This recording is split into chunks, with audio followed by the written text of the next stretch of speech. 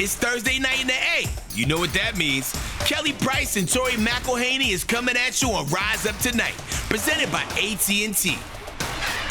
Man, Santa really outdid himself this year. Falcons win, first successful start for Michael Penix Jr., and a Bucs loss to put Atlanta back atop the NFC South. What's that sound in the distance I hear, Tori? Is it Falcons fans all rising in unison to sing joy to the world after what we saw this week? I know, and honestly, you can't forget the Saints also got shut out this week too, so the bells really will be ringing this year. Everything off the list for Santa Claus. Well, the star on top of this whole twinkling tree is that the Falcons have officially surpassed 7+ wins for the first time since 2017. Oh, how the vibes can shift in just a few short weeks in the National Football League. Let's huddle up about it, y'all. Let's huddle up with Kelly and Tori on the world of Falcons football.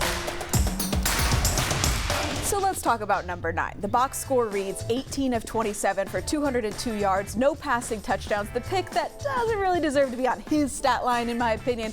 An overall rating of 73.4 and no sacks taken.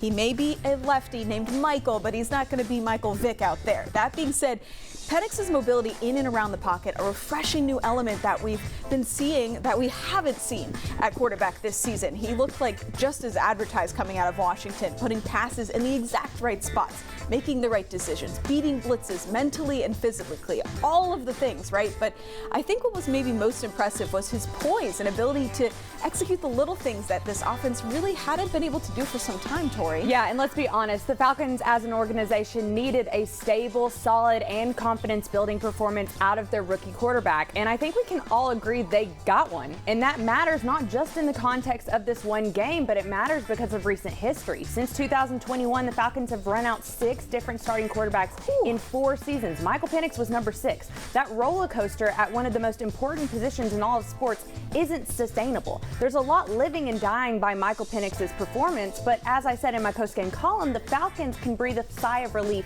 for now. But the best part of Sunday's win, Atlanta didn't even need MPJ to put the team on his back alone and lead them to that victory. The defense did that. On top of the Falcons having their 5th game this season with multiple takeaways, it was the 4th week in a row with 3 or more sacks. And they held the Giants to just 234 total yards, just 45 rushing. Fair to say those numbers will look a little different this Sunday in Washington, but the Commanders, they own the 5th most yards per game and 4th most points per game. So how can Atlanta's defense keep that momentum rolling against Jaden Daniels and company? So you got to lean into the physical play that has worked for you over the past little bit that this defense has played. Outside of the record day for Justin Jefferson and Jordan Addison up in Minnesota a couple weeks ago, this defense has shown up and showed out. And Raheem Morris said this week that unit, particularly this defensive front, has cracked the code to uncover what it takes to put the team in the best position to win. And hey, if they keep scoring defensive touchdowns, I'd argue the defense will continue to put this team in the best positions to win over and over again. They have a big test against Jaden Daniels and company this week, though. Everything is on the line, and you need your defensive leaders to make their presence known. Absolutely.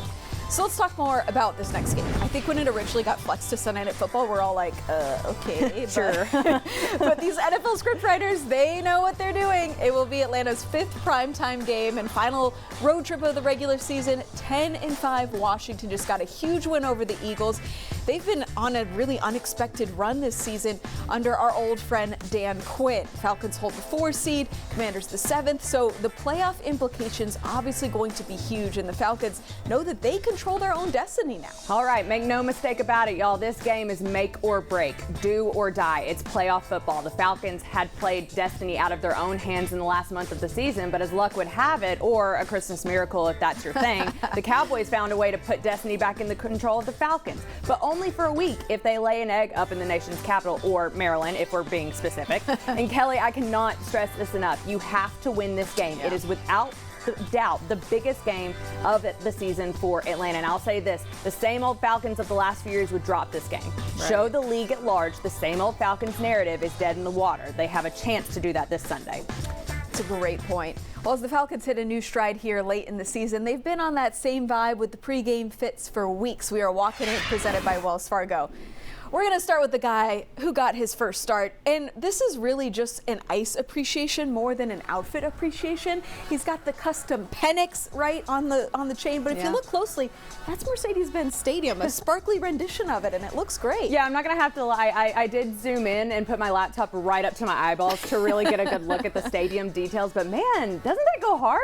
Hard. For your first start inside the stadium, you're repping in on your chain, like good Lord. Yeah, I love the foresight there, getting that chain. The defense carried Penix and the team on its back this week, and here we are with another week of Justin Simmons carrying this segment on his back. He just keeps getting better and better. This week's blown up houndstooth pattern suit with the matching turtleneck, absolute perfection, Tori. Kelly and I have loved Justin's fits this year so much that we are social media friends with a stylist. Shout out to Tom with the Gentleman's Playbook. And Tom said this fit was arguably one of his favorites of a decade's worth of fits that he's put together for multiple different players. High praise. Especially because we know he brings it every single week. Yeah. Next up, Santa? I don't know if J.D. Bertrand wore this on purpose for the pre-Christmas game, but it is giving Tim Allen in the Santa Claus when he wears that sweatsuit. I would also say it's kind of giving like Santa in a tracksuit or Santa's day off. Yes, Similar Santa vibes. caught by the paparazzi outside.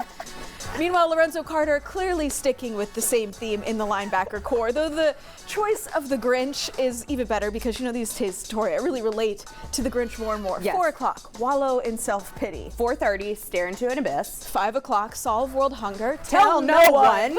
5:30, jazzercise. 6:30, dinner with me. I can't cancel that again. We love the Grinch around here, Kelly. We really do. Clearly. All right, still to come, one of our regulars from that segment, Ray McLeod, joins me in the nest to talk football, fashion, and more. And Grady Jarrett adds yet another honor to his resume, and this one means even more. That story is coming up next on Rise Up Tonight. Rise Up Tonight is presented by AT&T and brought to you by Georgia Lottery. Today could be the day. By Mercedes-Benz, the best of nothing. And by Home Depot, how doers get more done.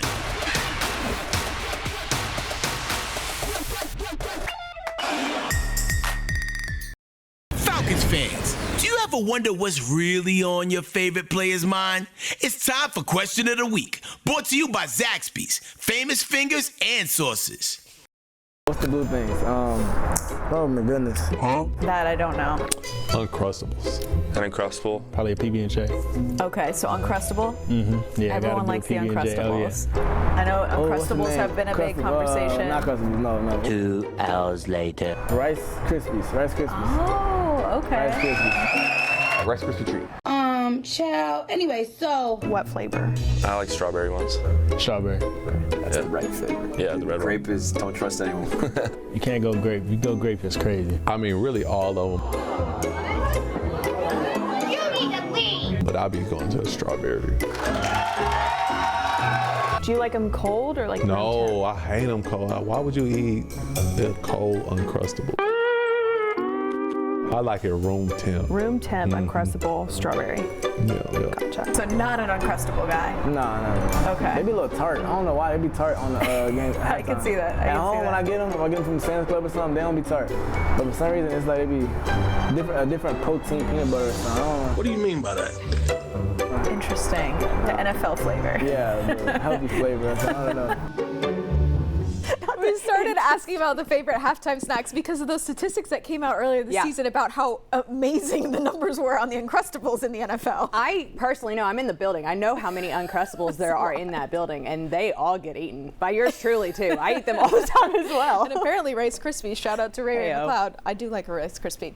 Well, we've all heard the phrase Monday morning quarterback, referring to post-game critics with 2020 hindsight, right? But on this past Monday, Raheem Morris said after watching the film of Michael Penix Jr.'s first NFL start, it was actually even better than he remembered in the moment. And you wrote about how you felt the same way in your notebook this I week. really did. Yeah, I watched that game live, and I felt the control that Michael Penix had in the pocket. But then to cut on the All-22 Monday felt like waking up from a very, very deep sleep. You know, the sleep where you wake up and you're like, wait, where am I? What happened? What year is it? What year is it? For as solid as I felt about Michael Penix's performance in the moment, it was even better when you pull back and look at the full scope of how he was reading the defense. He was hitting guys in stride in the soft parts of the defense. He was taking shots when he could, but more than anything, the cleanliness of the operation doesn't go unnoticed or undervalued by me. The Falcons had no procedural penalties this past Sunday, and Michael Penix didn't turn the ball over or even take a sack. What they have needed the last month was for the quarterback's decisions not to get in the way of the team's performance, but to enhance it. Michael Penix did that for them. Well, when he's not terrorizing quarterbacks in the backfield, Grady Jarrett always helping out in the community. And for the second time in his career, number 97 was tapped the Falcons nominee for the Walter Payton NFL Man of the Year award. Time to rise up for Atlanta, brought to you by Truist. Last year's Falcons nominee Bradley Pinion and members of the community who Jarrett has helped were the ones who actually surprised him with the news earlier this month. Jarrett has been a staple in Atlanta and beyond throughout his career, raising thousands upon thousands of dollars for anti-bullying efforts, free youth football camps, scholarships for underprivileged students, and much more. On top of that, he also regularly spends one-on-one time with community members like these at Children's Healthcare of Atlanta, the Shepherd Center, Atlanta Mission, and more. The NFL's 2024 Walter Payton NFL Man of the Year winner will be announced during NFL Honors on February 6th. At the end of the day, I can only be a football player for so long. You know, the type of man I am, the type of legacy I'm gonna leave on this earth is what's gonna outlast all the stuff. But to be recognized for this again, I mean, it's definitely up there with the top of anything I've ever received. Still to come, Jesse Bates leads the league in combined interceptions and forced fumbles so far this season with eight. I think y'all know where we're going with the chain this week. Plus, you won't want to miss Ray McLeod, the third, joining me in the nest next on Rise Up Tonight.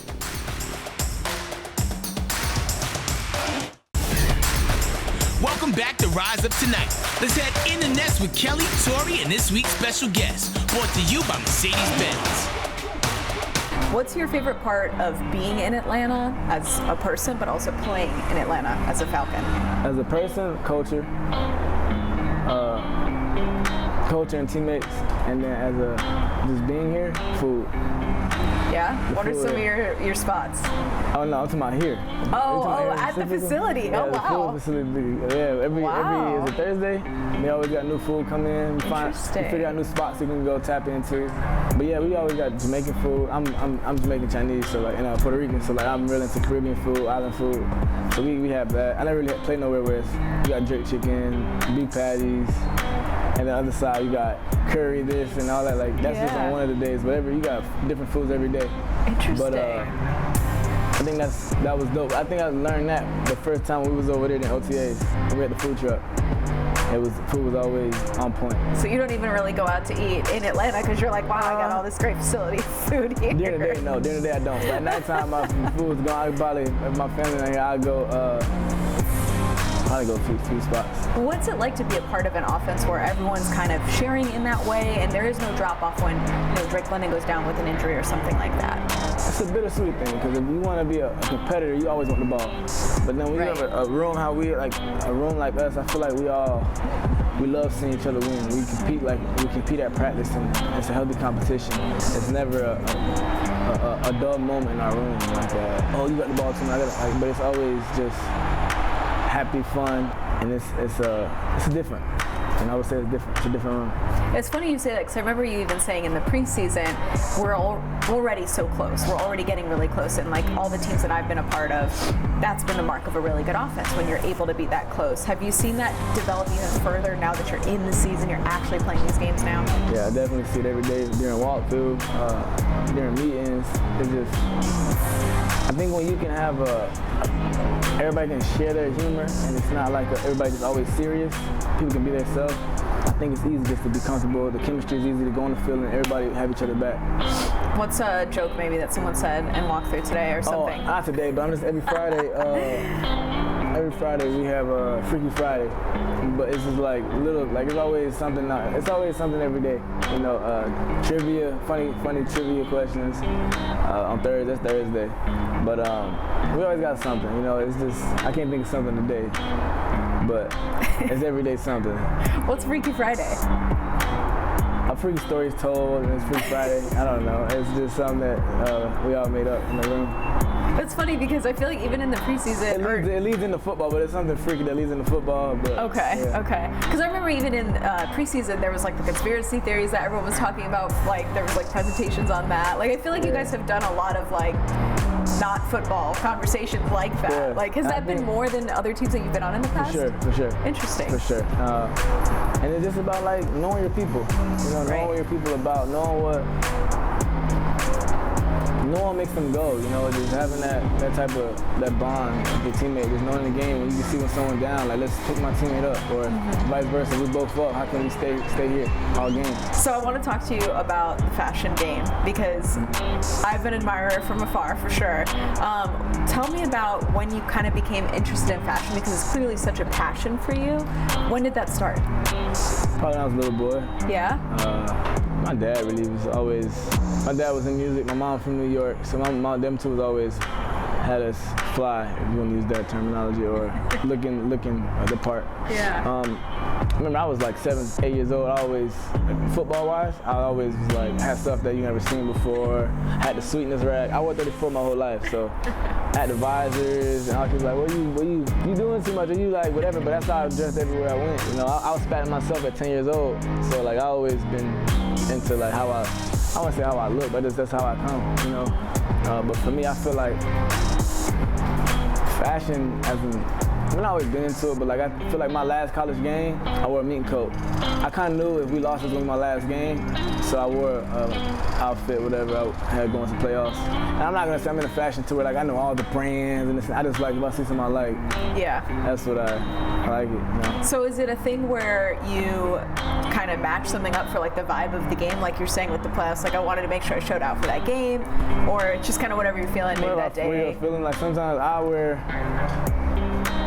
wear puffers when I shouldn't be wearing no puffer. I just feel like wearing it this day. I wear hoodies every day in Florida, so I don't care. But dressing isn't really the weather part of it. Overall, it's kind of like therapy to me. Like if I'm home, I just put pieces together, or I like drawing clothes and makeup. I made a lot of pieces that I've worn, honestly. Oh, wow. I just haven't learned how to stitch and cut and sew and all that. Which maybe one day I'll learn about time now, but I got people that help me put it together, design my stuff, a lot of my stuff. I've noticed you have a lot of like fuzzy hats. Is there a collection of fuzzy hats, of specifically fuzzy hats? Do you have just like a hat rack? I got one fuzzy hat. I feel like you have a lot of I got like hats. 2. Or at least I've seen a couple this year specifically. We've talked about it a lot on my show. I got a few hats, but I'm more of a beanie person. That's why I wanted to go get stuff together, have my beanie on the day because it was raining. But I'm more of a beanie person. I don't know. I'm trying to think what fur hats you've seen, but I definitely. I feel like there's been at least 2 or 3 this year. I wore one the first game for sure. But yeah. Well, especially when it starts getting cold here, like it's gonna be needed, especially the beanies too. Hey Atlanta, this is Head Crack talking, and you watching Rise Up Tonight, presented by AT&T. Locke looking to throw, Ellis pressures, intercepted Bates.